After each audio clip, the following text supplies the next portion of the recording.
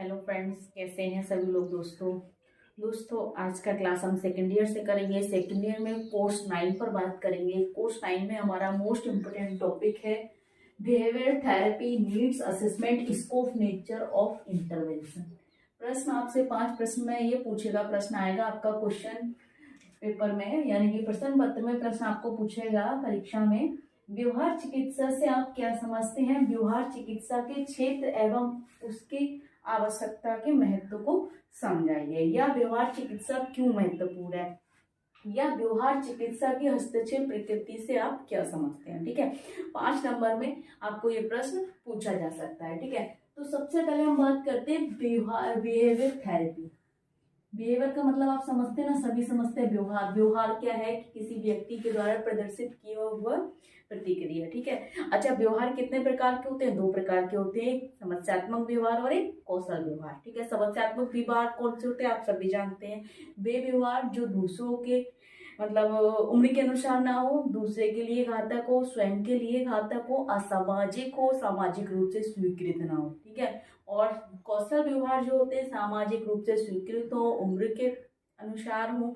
ठीक है, और सामाजिक व्यवहार हो, सामाजिक रूप से स्वीकृत हो, कानूनी व्यवहार हो। ठीक है, वांछनीय व्यवहार हो। ठीक, अच्छा व्यवहार चिकित्सा क्या है? व्यवहार चिकित्सा, अगर हम बात, चिकित्सा का मतलब है किसी भी समस्या का समाधान करना, उसको कम करना, रोकना, थामना। चिकित्सा यही तो है, किसी भी माध्यम या तकनीकों के द्वारा उस चीज को कम करना, किसी भी समस्या को। ठीक है, अच्छा व्यवहार चिकित्सा हम किन बच्चों के लिए ज्यादा यूज करते हैं? अभी सभी जानते हैं, एडीएसडी वाले बच्चे, ईएसडी वाले बच्चे, ऑटिज्म स्पेक्ट्रम डिसऑर्डर या अटेंशन डेफिसिट हाइपर एक्टिव बच्चे, उनके लिए। ठीक है, समस्यात्मक व्यवहार अगर हम बात करें तो अगर हम इंटेलेक्चुअल डिसेबिलिटी से जितने भी संबंधित कंडीशन है सभी बच्चों में हमें देखने को मिलती है, लेकिन अगर ज्यादातर अगर हम बात करें तो ऑटिस्टिक बच्चों में हमको देखने को मिलती है। तो व्यवहार चिकित्सा क्या है, हम इस पर देखते हैं। व्यवहार चिकित्सा उपचार और तकनीकों की एक श्रृंखला है। व्यवहार चिकित्सा क्या है? उपचार और तकनीकों की एक श्रृंखला है, एक चेन है। ठीक है, जो एक श्रृंखला को संदर्भित करती है जिसका उपयोग किसी व्यक्ति की विशिष्ट स्थितियों के प्रति प्रतिकूल प्रतिक्रियाओं को बदलने के लिए किया जाता है। यानी कि एक ऐसी श्रृंखला है, ठीक है ना, व्यवहार चिकित्सा जो क्या है, बहुत सारे उपचार इसमें ऐड है और बहुत सारी टेक्निक्स हैं। ठीक है, क्या कह रहे हैं, उनके उपयोग से किसी व्यक्ति की जो स्थिति है उसको क्या है, नॉर्मल करना, प्रतिकूल करना या अनुकूल करना, और उनको बदलने में क्या करती है, बदलने में उसका सहायता करती है या बदलती है। ठीक है, फिर कह रहे हैं व्यवहार चिकित्सा मानसिक स्वास्थ्य विकारों का इलाज करने वाली चिकित्साओं के प्रकारों का एक शब्द है। व्यवहार चिकित्सा वो किसे बता रहे हैं कि जो मानसिक स्वास्थ्य विकार है, मस्तिष्क से जुड़े जितने भी विकार हैं उन सभी को सुधारने में क्या करती है, मदद करती है, या उन सभी प्रकारों के व्यापक शब्द है। ठीक है, चिकित्सा के प्रकारों का एक व्यापक शब्द है।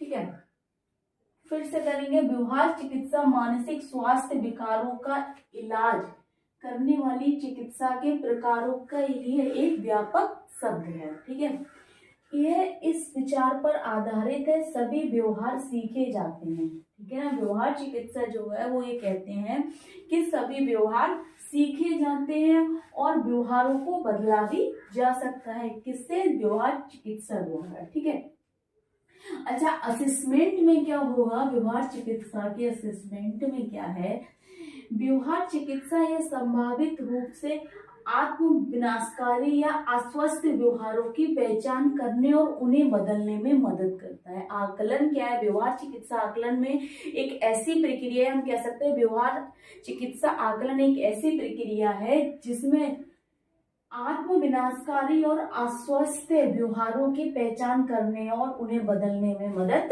करती है। ठीक है, व्यवहार चिकित्सा आकलन उपचार का ध्यान और मौजूदा समस्याओं को कैसे बदला जाए इस पर केंद्रित होता है। क्या? व्यवहार चिकित्सा आकलन। समझ में आ गई होगी आपको शॉर्ट में कि आकलन में क्या किया जाना है या क्या होगा, उसका उद्देश्य क्या है या किस पर केंद्रित है। ठीक है ना, बहुत कम शब्दों में आपको समझाना पड़ रहा है, क्योंकि बहुत सारा लेंथी मैं आपको बोर्ड पे नहीं समझा सकती। 1 घंटे का क्लास भी आप लोग देखना पसंद नहीं करेंगे, सुनना पसंद नहीं करेंगे, इसलिए केवल कॉन्सेप्ट क्लियर करा रहे हैं। अच्छा, आवश्यकता क्यों है व्यवहार चिकित्सा आकलन की या व्यवहार चिकित्सा की? सीखने की अक्षमता वाले छात्रों के लिए व्यवहार प्रबंधन एक महत्वपूर्ण पहलू है, सभी जानते हैं। इन्हें एक ऐसा वातावरण बनाना है जो संरचित हो लेकिन कठोर नहीं हो, क्योंकि एडीएचडी वाले बच्चे जो या लर्निंग डिसेबल्ड बच्चे जो हैं, इनके लिए हमें क्या इन्वायरमेंट, ऐसा स्ट्रक्चर इन्वायरमेंट करना पड़ता है जिसमें क्या हो कि बहुत ज्यादा अडिक्टिव हो, ठीक है ना, स्ट्रक्चर हो लेकिन बहुत ज्यादा कठोर ना हो, बहुत ज्यादा पाबंदियां ना हो, ठीक है। कह रहे हैं अक्षमता वाले छात्रों के लिए व्यवहार प्रबंधन एक महत्वपूर्ण पहलू ने ऐसा वातावरण बनाना है जो संरचित हो लेकिन कठोर ना हो। संरचना क्या है? संरचित इसलिए हो, संरचना छात्रों को शैक्षणिक और व्यवहारिक दोनों तरह से अलग अलग अपेक्षाएं प्रदान करती है। कोई भी चीज सिस्टमेटिक है, संरचनात्मक है, तो उसको सीखने में, समझने में और पढ़ने में, ठीक है, या व्यवहार प्रदर्शन में आसानी हो जाती है। जैसे कि हम किसी जगह जाना है, हमें कोई कहीं जाना है, कोई सामान ढूंढना है किसी चीज के लिए, अगर सारा सेट होगा तो हर जगह से अपना अपना सामान हम उठा सकते हैं, लेकिन वही सब में फैला हुआ होगा तो हमें सामान नहीं मिलता। ऐसे ही कक्षा का वातावरण है इन बच्चों के लिए संरचित हो, ताकि क्या उनको शैक्षणिक और व्यवहारिक दोनों में उनके लिए अलग अलग अपेक्षाएं प्रदान करती है। अच्छा, एडीएचडी वाले बच्चे, इसमें क्या है, एडीएचडी वाले छात्रों के लिए सजा और पुनर्निर्देश जारी करने से पहले विचार करें कि बच्चे में नियंत्रण है क्या है या नहीं है। जैसे कक्षा में हम क्या कर रहे हैं, इंस्ट्रक्शन दे रहे हैं, क्या हम जो इंस्ट्रक्शन दे रहे हैं क्या छात्र उसको समझ रहा है या सुनने की क्षमता रखता है, क्या उसको वो समझ रहा है, क्या कंट्रोल में है, आपके नियंत्रण में है या नहीं है, ठीक है ना।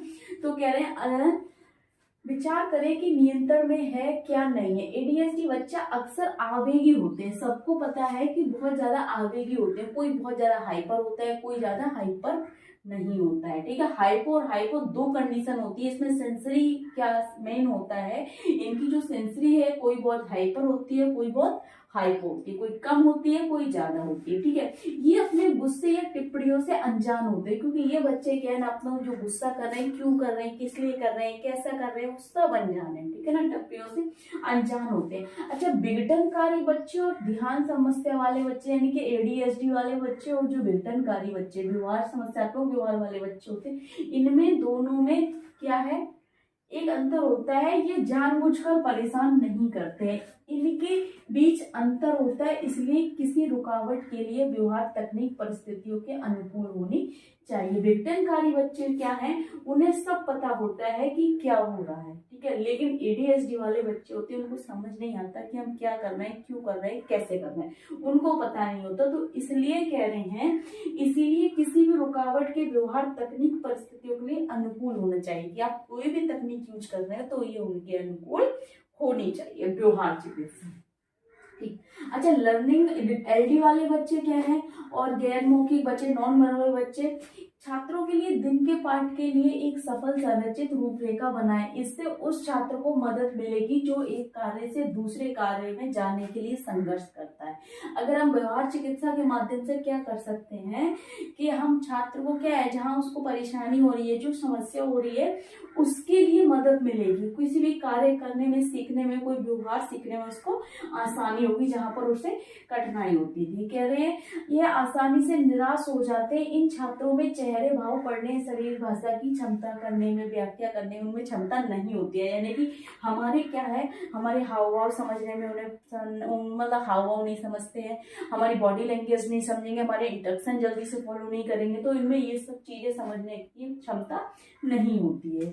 कह रहे हैं व्यवहार चिकित्सा द्वारा व्यवहार संशोधन के पीछे उनका यह उद्देश्य है, यह समझना नहीं है कि कोई विशेष व्यवहार क्यों कर रहा है, मतलब व्यवहार चिकित्सा द्वारा जो व्यवहार संशोधन के पीछे उनका जो उद्देश्य है, ये नहीं है कि ये क्यों कर रहा है या किस लिए कर रहा है, कैसे कर रहा है, वो क्या, बजाय इसका उनका ये उद्देश्य है व्यवहार चिकित्सा का कि व्यवहार को बदलने पर ध्यान केंद्रित करता है और इसे पूरा करने के लिए अलग अलग तरीकों का उपयोग किया जाता है, ठीक है, इसलिए ये आवश्यक है। अच्छा, फिर कह रहे हैं बहुत सारी तकनीकें कौन कौन सी है, पॉजिटिव नेगेटिव रेनफोर्समेंट, यानी कि सकारात्मक और नकारात्मक हम उसको पुनर्वलन दे सकते हैं, पनिशमेंट दे सकते हैं छोटा मोटा, ठीक है, फ्लोडिंग दे सकते हैं उसको, फ्लोडिंग का मतलब उसको हटा देना, ठीक है, टाइम आउट करना, क्रिया से हटाना, ठीक है। अच्छा, फेडिंग मतलब खत्म कर देना किसी चीज को, जो आपने कोई भी उस पर टाइम आउट लगाया है, कोई पनिशमेंट दे रहे हैं, उसको फेड करना, इग्नोर करना है। एवर्जन थेरेपी मतलब हम कह सकते हैं उस पर घृणा करना एक तरीके से, ठीक है ना। इस तरीके से हम उसको ये सारी टेक्निक्स का यूज कर सकते हैं अकॉर्डिंग टू कंडीशन, उसकी बच्चे की क्या कंडीशन। अच्छा, कौन कौन सी क्षेत्र में हम व्यवहार चिकित्सा देते हैं, अवसाद या चिंता घबराहट संबंधी विकार में, ठीक है, आंतरिक विस्फोटक विकार, भोजन विकार, तनाव विकार में, दो ध्रुवी विकार में, एडीएचडी, एएसडी, एलडी से संबंधित सभी विकार के लिए हम व्यवहार चिकित्सा का उपयोग कर सकते हैं। इन क्षेत्रों में व्यवहार चिकित्सा का उपयोग होता है, 2 नंबर में पूछा जा सकता है, ध्यान रखें। अच्छा, हस्तक्षेप की प्रकृति क्या होगी यहाँ पर, अगर हस्तक्षेप किया जाए किसी का तो व्यवहार चिकित्सा का, तो हस्तक्षेप की प्रकृति क्या कहेगी। देखिए, जब शिक्षा की बात आती है तो व्यवहार प्रबंधन जैसी कुछ चीजें हैं जो सबक बनाती हैं और बिगाड़ती भी। अगर आपका कक्षा प्रबंधन जो होगा अच्छा होगा या व्यवहार प्रबंधन जो अच्छा होगा तो क्या होगा, उसका परिणाम अच्छा भी हो सकता है, बुरा भी हो सकता है, सभी कंडीशंस हो सकती हैं उसमें। कह रहे हैं निर्देश उतना ही अच्छा होता है जितना कि विद्यार्थी उसे ग्रहण करता है, ग्रहण करने की क्षमता है। कोई बच्चा हाइपर है और तुम उस पर इतनी तेज इंस्ट्रक्शन दे रहे हो तो वो ग्रहण नहीं करेगा, ना क्षमता उसको बर्दाश्त करेगा, सीधा डबल उसका मिलेगा अगर कोई हाइपर बच्चा होगा, समझ रहे हैं। तो उसके अनुसार ही हम व्यवहार प्रबंधन करेंगे या ऐसे निर्देशनों का उपयोग करेंगे, ठीक है। कह रहे हैं यदि व्यवहार नियंत्रण करने से बाहर होता है तो सीखने के माहौल को निसंदेह समझौता किया जाएगा। अगर क्या है, व्यवहार जो है व्यवहार नियंत्रण नहीं हो रहा है तो वहां पर हम क्या करेंगे, सीखने का जो माहौल है उससे हम समझौता करेंगे।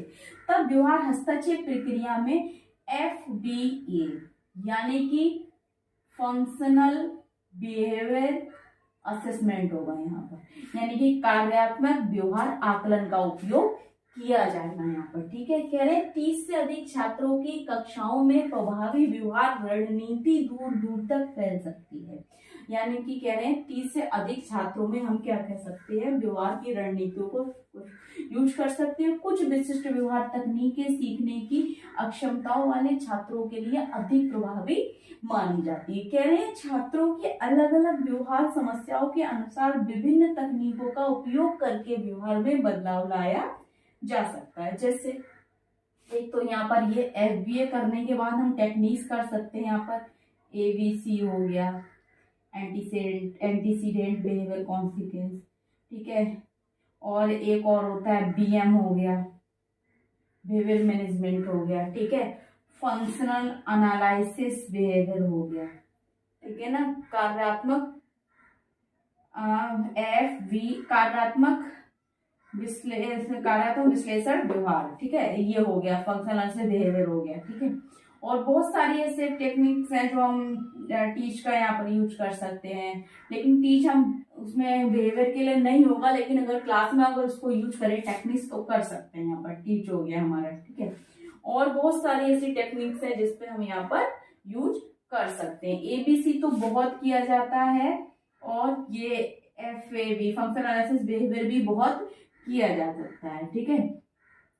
और अप्लाइड बिहेवियर एनालिसिस भी कर सकते हैं, अप्लाइड बिहेवियर एनालिसिस भी हम यहाँ पर यूज कर सकते हैं, ठीक है ना। तो बहुत सारी ऐसी टेक्निक्स हो गई हम बच्चों के साथ यूज कर सकते हैं। बाकी हम वाटर थेरेपी देते हैं, थेरेपी तो है ही इसमें, वाटर थेरेपी हो गई, बिहेवियर थेरेपी हो गई, मैग्नेटिक थेरेपी हो गई, ठीक है ना। बहुत सारी ऐसी चिकित्साएं जो हम व्यवहार को कम करने या बदलने के लिए उसका उपयोग कर सकते हैं। तो इंटरवेंशन की प्रकृति ये कहेगी, आवश्यकता क्यों है, क्योंकि उनके व्यवहार संशोधन के लिए इसकी आवश्यकता है।